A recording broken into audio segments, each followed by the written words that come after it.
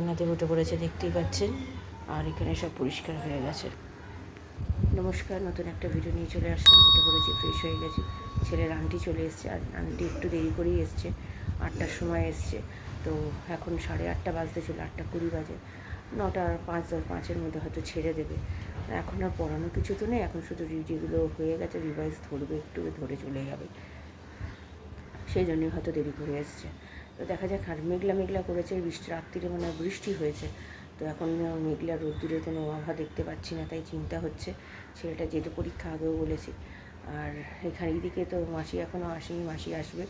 যাবো রান্নাঘরে, চা করব, চা খাবো। আর রান্নাবান্না দেখি কী করি। তো মাছের ডিমটা অনেক দিন ধরে রয়েছে, ভাবছি যে ডিমের বড়া তরকারি করে ফেলবো দুবেলার জন্য। তো আর আমার ইলিশ মাছ একটা ভাপে রয়ে গেছে, সেটা খাওয়া হয়নি, তো সেটা খেয়ে নেবো আমি। তো হয়ে যাবে, তাহলে উঠে যাবে আবার। তো আর মাকে দেখতে হয়তো যাবে আমার হাজব্যান্ড, কখন যাবে সেটা আমি জানি না। দেখি সকালেই যাবে, বিকেলে তো হবে না। তো সকালে কখন যায় দেখি। ওর সাথে কথা হয়নি যদি ওই ব্যাপারে, কখন যায় দেখি। এখন কথাবার্তা বলি। গতকাল তো বাবার গেছিলো, ভিডিও কলিংয়ে দেখালো, ভালোই আছে আগের তুলনায়। তো ডাক্তারের সাথে কথা হয়েছে, ডাক্তার বলেছে 2 দিন রাখবে। নার্সিংহোমে যা প্রসেস তো জানেন, একদিনে তো আর ছেড়ে দেবে না, অন্তত 2 দিন 3 দিন তো রাখবেই। আমার মনে হয় আজকে তো ছাড়বে না, কালকে বা পরশু দিন হয়তো ছেড়ে দেবে। মানে মনে হচ্ছে কালকেই ছাড়বে। তো দেখা যাক কী হয়। যা হবে অবশ্যই আপনাদের সাথে শেয়ার করব। আপনারা প্রার্থনা করুন যাতে আমার মা ভালো হয়ে যায়, সুস্থ হয়ে যায়, তাড়াতাড়ি করে বাড়ি ফিরে আসতে পারে। তো ঠিক আছে, চলুন, আমি আবার পরে আসছি। চা বসিয়ে দিয়েছি দুজনের জন্য, ঢাকা দিয়েছি দুদিন।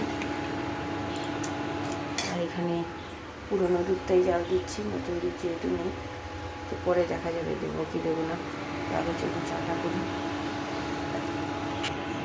চা পাতা দিয়ে দিয়েছি, ফুটেও গেছে। চাটা ঢেলে নেবো। এদিকে দুধও হয়ে গেছে আমার জাল দেওয়ার, অল্প যেহেতু দুধ ছিল হয়ে গেছে। তো চলুন চাটা ঢেলে দিই। এই যে চা রেডি। তো চলুন চাটা খেয়ে নিই। ছেলে তো পড়ছে ওই ঘরে এখন, তো মাসি এখনও আসেনি। তো চলুন চাটা খেয়ে নিই। পাউরুটি করতে চলে এসেছি, মাখন পাউরুটি বসিয়ে দিয়েছি। ছেলে যাবে এবার স্নান করতে, মাসির জামা কাপড় কাচা হয়ে গেছে। তো চলুন আগে পাউরুটিগুলোকে দিয়ে দিই। এই যে পাউরুটি মোটামুটি হয়ে গেছে, এবার নামিয়ে ফেলবো। এই যে আমার ছেলের ব্রেকফাস্ট রেডি। তো চলুন এবার ও গেছে স্নান করতে, তারপরে ওকে খাওয়াবো, জামা কাপড় তৈরি করে দিয়েছি, খাবারটা করে রেখে দিয়েছি। এখন 9:30 বেজে গেছে, মানে 40 বাজতে চললো। ওকে খাইয়ে দিই, চলুন। তো দেখা যাক কতক্ষণে খেতে খাওয়াটা শেষ হয়। এখন ছেলে বেরিয়ে যাচ্ছে স্কুলে পরীক্ষা দিতে। আমার হাজব্যান্ড ওর ব্যাগটা নিয়ে নিচে নেমে গেছে, কারণ কি ওকে একেবারে গাড়িতে তুলে দিয়ে আমার হাজব্যান্ড আমার মাকে দেখতে যাবে। তো যেহেতু 10টা থেকে 11টা অবধি টাইম, এখন 10টা 15-20 বেজেই গেছে অলরেডি। তো একেবারে ওকে গাড়িটার ওখানে চলে আসবে। গাড়ি ফোন করেছিল যে চলেই এসছে, কাছাকাছি আছে। তাই আইডেন্টি কার্ডটা পড়তে ভুলে গেছিলো, তাই আমি বললাম আইডেন্টি কার্ডটা পড়ে নিতে, কারণ কি স্কুলে নাহলে পরীক্ষায় বসতে দেবে না। তো তাই জন্য পড়ে নিয়ে আমি হাজব্যান্ডকে বললাম যে একটু গিয়ে ভিডিও কলিং করতে, মায়ের সাথে একটু কথা বলবো। মায়ের যেহেতু শরীরটা ভালো না, এমনি সময় তো আর কথা বলা যাচ্ছে না। সেই বাবা গেছিলো, তখন কথা হয়েছিল মায়ের সাথে। আর এই আমার হাজব্যান্ড যাচ্ছে, দেখা যাক কীরকম থাকে না থাকে, খুব চিন্তা হচ্ছে, কবে ছাড়বে কে জানে। চলুন, গেছে আমার হাজব্যান্ড, তাই ভিডিও কলিং করেছে, বলেছিলাম করতে। এই যে মা শুয়ে আছে বেডে। তো মায়ের শরীরটা আগের থেকে ভালো আছে। তো অনেক আওয়াজ হচ্ছিলো, তাই রিয়েল ভয়েসটা দিতে পারলাম না, কারণ বুঝতে পারছেন তো নার্সিংহোমে নার্স টার্স সবাই রয়েছে, অনেক কথাবার্তা হচ্ছিলো, তার জন্য আমি মানে ভয়েস ওভারটা দিতে হচ্ছে। তাই মা বলছে যে আমার আর ভালো লাগছে না। সবই খাবার টাবার দিয়েছে খেতে, ডিম মাছ মাংস সবই দিয়েছে। তো এখানে দেখাচ্ছে যে স্যালাইন চলেছে, খুব ব্যথা হয়েছে। তো আবার এখন স্যালাইনটা খুলেছে, এখন দেখা যাক কবে আবার দেবে। তো ছাড়ার কথা এখনও কিছু বলেনি, এখন জানি না কবে ছাড়বে। হয়তো কালকেও ছাড়তে পারে, পরশুও ছাড়তে পারে, কোনো ঠিক নেই। হয়তো এই সপ্তাহটা পুরোই রাখতে পারে।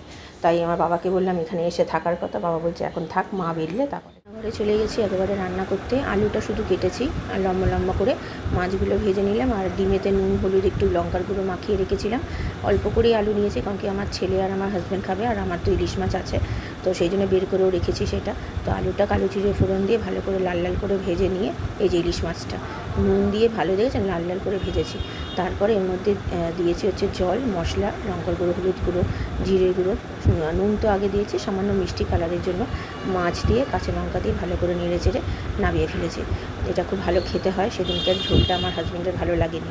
তো তারপরে সেই বড়াগুলো ভাজতে দিলাম। অনেক দিন ধরেই ডিমের বড়াগুলো রয়েছে, করা হচ্ছে না।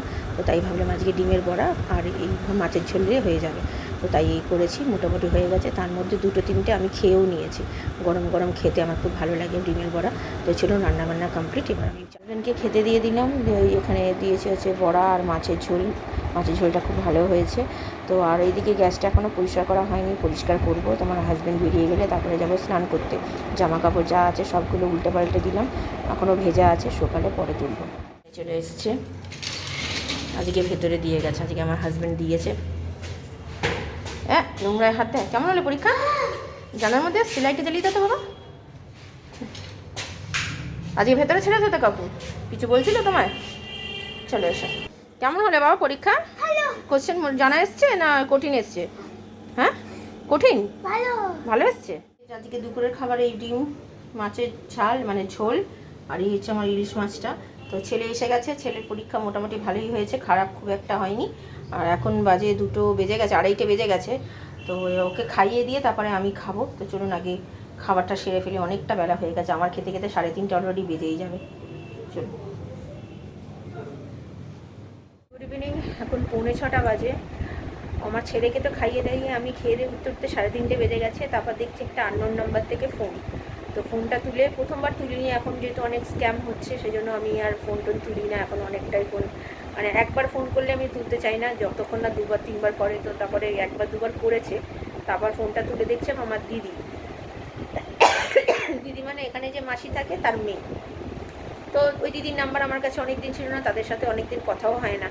তো সেই দিদি, আমার মা যেহেতু নার্সিংহোমে ভর্তি, তো সেই দিদি ফোন করেছে যে কী ব্যাপার, কী হয়েছে না হয়েছে। যেহেতু আমার মায়ের নাম্বারটা যেহেতু নতুন চেঞ্জ হয়েছে, সেই জন্য নাম্বারটা উনি, আমার বাবারও নাম্বার নতুন ফোন কেনা হয়েছে, নাম্বারটাও চেঞ্জ করেছে। তো সেই জন্য 2টো নাম্বারই নেই, তো সেই জন্য ফোন করতে পারিনি। তো আমার সাথে কথা মানে ও ফোন করলে মানে 1 ঘন্টা 1.5 ঘন্টা ধরে কথা হলো। 3:30 4:45 নাগাদ আমাকে ফোন করেছে, এখন 5:45 বাজে, একটু আগে মাসিও চলে এসছে। তো চলুন আগে খুলে দিয়ে আসি, ছেলে পড়তে বসেছে। তো কথাই বলে যাচ্ছে। তারপরে অনেক মানে বছর কথা হয় না, মানে মন কষাকষি, জানেন তো, এই আগেও শেয়ার করেছিলাম যে মাসিদের সাথে আমাদের কথা ছিল না। তো দিদির সাথে মেন কারণটা দিদির সাথেই হয়েছিল, আমার বাবা মার সাথে। তো অনেক মনের কষ্ট দুঃখ অনেক কথা ছিল, সেগুলো কথা ক্লিয়ার হলো, হলো। তো এখন যাই হোক, এখন কথাবার্তা হচ্ছে, তাই এতক্ষণ ধরে সেই সব কথাবার্তাই হচ্ছিল। তো চলুন, এখন 5:45 বাজে, একটু পরে তো আমার স্টুডেন্ট চলে আসবে। আজকে আর দুপুরে ঘুম হলো না, মাসিও চলে এসছে, মাসি কাজ করবে। তো আপাতত এখন একটুখানি শুই, জাস্ট মানে 10-15 মিনিটের জন্য একটু রেস্ট নিই, তারপর না আবার তো উঠে আমার কাজ আছে। ছেলের তো আবার কালকে পরীক্ষা, ছেলে ঘুমিয়ে পড়েছিল। তো চলুন আমি আবার পরে আসছি। মোটামুটি হয়ে গেছে, আজকে একটু ফোনে কথা বলছিলাম বলে দেরি হয়ে গেল। তো 7:15 বাজে আমাদের কাজের মাসি কাজ করে চলে গেছে, আর রুটি করেও চলে গেছে। আমার স্টুডেন্টের একটা পড়া হয়ে গিয়ে দ্বিতীয় পড়া করছে। তো জামা কাপড়টা পরে ভেজাবো, ছেলে পড়তে বসবে। আর আজকে তো বললাম দুপুরবেলা একটু ভালো হয়েছে, ভেরি গুড। কালকের পরীক্ষাটা মানে একটু ভালো দাও, পরশু দিনের পরীক্ষাটাও ভালো দাও, তাহলে ভালো বাবা বাঁচবো। তো চলুন, ঠিক আছে, চলুন। ও এখন ততক্ষণে সন্ধে দিয়ে পড়তে বসুক। বাবা দুধ খাবি নাকি? একটু দুধ দিই, খিদে পেয়ে যায় তো বাবা। সেই তো খেয়েছিস, এসে একটু ভাত, অল্প করে দুধ দি বাবা। ওই দেখেছেন, দুধ খাবে না কিছুতে, তাহলে বিস্কুট খাবে না, বিস্কুট খাবে। তো ঠিক আছে, চলুন আমি পরে আসছি। গুড ইভিনিং, এখন 8:25 বাজে। আমার স্টুডেন্টকে একটু আগে ছেড়ে দিয়েছি, ছেড়ে দিয়ে আমার ছেলের আন্টিও চলে এসছে, ওর পড়া হয়ে গেছে। রুটি তো অনেক আজকে তাড়াতাড়ি করে দিয়ে চলে গেছে। আর আমার জামা কাপড় ভেজানো, তারপরে মানে গ্যাস পরিষ্কার করা, এগুলো আমার সব হয়ে গেছে। শুধু চালটা এখন ভেজাইনি, রাত্রিবেলা একেবারে খাওয়া দাওয়ার পরে বার করে দিয়ে তারপরে চাল ভিজিয়ে দেবো, ওইটাই বাকি আছে শুধু। মোটামুটি কাজ গুছিয়ে নিয়ে এসেই বসলাম। আজকে সারাটা দুপুর একটুখানি মানে ঘুমাই তো না, একটু জাস্ট শুই, একটু শুতে পারিনি না, ভালো লাগছে না, শরীরটা ম্যাচ করছে, একদম ভালো লাগছে না। আর সেই সকালবেলা থেকে উঠেছি, সেই ওঠা থেকে চলছে। ছেলের যখন 6টার সময় ছেলেকে ডেকেছি, তার আগে উঠেছি, উঠে বাথরুম করে একটু শুলাম, তারপরেই ছেলেকে তুলে দিয়েছি। সেই তারপর থেকে কি আর ঘুম হয়? এই ওঠা পড়া করতে করতে আর আমি ঘুমাতে পারিনি। তো তার জন্যই এখন আর চোখ তাকাতে পারছি না, মনে হচ্ছে একটু ঘুমিয়ে পড়ি, কিন্তু ঘুমালে না এখন রাত্রিরে আর ঘুম আসবে না। তো ঠিক আছে, চলুন আপাতত এখন বসি। আর রাত্রিবেলা তো আমাদের মাংস আছে একটু, যেটা খেতে পারিনি বের করে রেখেছি। আর আমার হাজব্যান্ড বলেছে ও তরকা খাবে, তরকা দিয়ে রুটি খাবে। তো ঠিক আছে, চলুন আমি পরে আবার রাত্রিরে আসি। আজকে রাত্রিবেলা আমার আর আমার ছেলের জন্য হচ্ছে চাউমিন, আর আমার হাজব্যান্ড খাবে বিরিয়ানি, এই লাভলি বিরিয়ানি। সেদিনকে আমার ছেলে খেয়েছিল, যে জন্মদিনে গেছিলো, তো সেই এই যে কাকা ভাইপুর রেস্টুরেন্ট থেকে, এটা ছেলে রয়ে গেছে। আর এটা খাবো আমি, এখনও খাইনি, আমার হাজব্যান্ড আসুক একসাথেই খাবো। আর এই যে আমার ছেলে, কিরে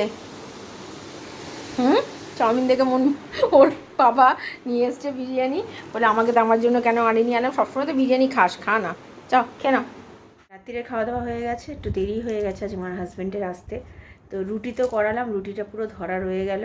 তো সেই জন্য আমরা আজকে হঠাৎ করে কী হলো, একটুখানি চাউমিন খেতে ইচ্ছে হলো, তো তাই চাউমিন খেয়েছি। আমার হাজব্যান্ড বললো আমি চাউমিন খাবো না, আমি বিরিয়ানি খাবো, তো তাই বিরিয়ানি নিয়ে এসছে।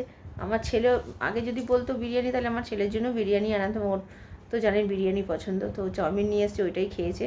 তো কালকে যা আছে খাবার আমাদের দুপুরে তো হয়ে যাবে, তো রাত্রিরের একটা শুধু তরকারি করলেই হয়ে যাবে। তো ঠিক আছে, চলুন, মোটামুটি সব কাজ গোছানো হয়ে গেছে, জামা কাপড় ভেজানো, চাল ভেজানো বলছি, কালকে তো চাল ভেজাবো না, মানে ভেজাইনি, রান্না করবো না যেহেতু। তো ঠিক আছে, আমি ভিডিওটা তাহলে আর বড় করছি না, ভালো লাগলে লাইক শেয়ার সাবস্ক্রাইব করবেন, কালকে নতুন একটা ভিডিও নিয়ে চলে আসবো। আপনারা ভালো থাকবেন, সুস্থ থাকবেন, নমস্কার।